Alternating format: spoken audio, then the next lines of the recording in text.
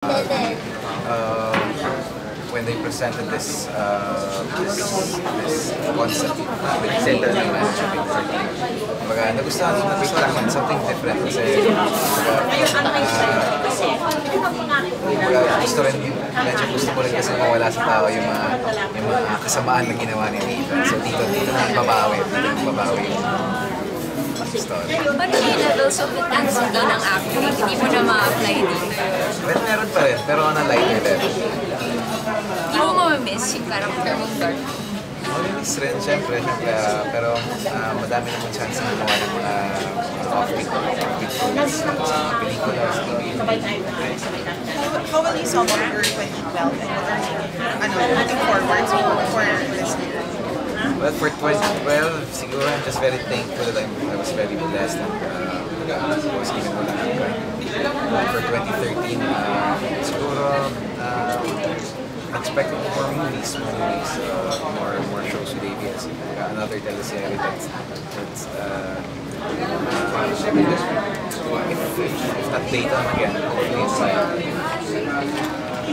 Mas, do you think mas nakatulong yung pag-ibig na mas makilala ng tao, at saka mas challenging yung roles na ibigay sa'yo? Well, apat siya naman po ako lumipat kasi gusto ko rin kasi lumabas sa comfort zone. Yun po naman ang nangyari.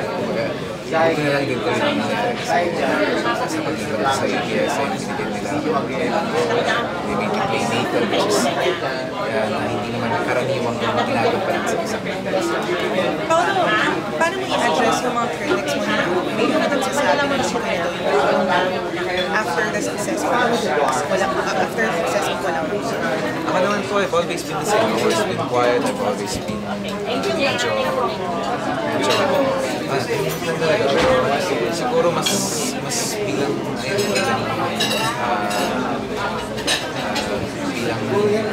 medyo nakikilala na rin ako.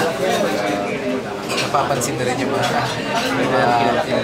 ginagawa ko dati na yung mga kung sino ako napapansin dati. Siguro nalibigyan ng iba.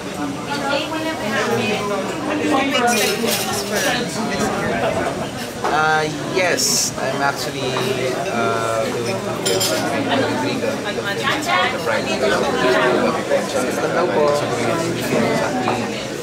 Sa Himalaya, it's called Devotion, under Alvin.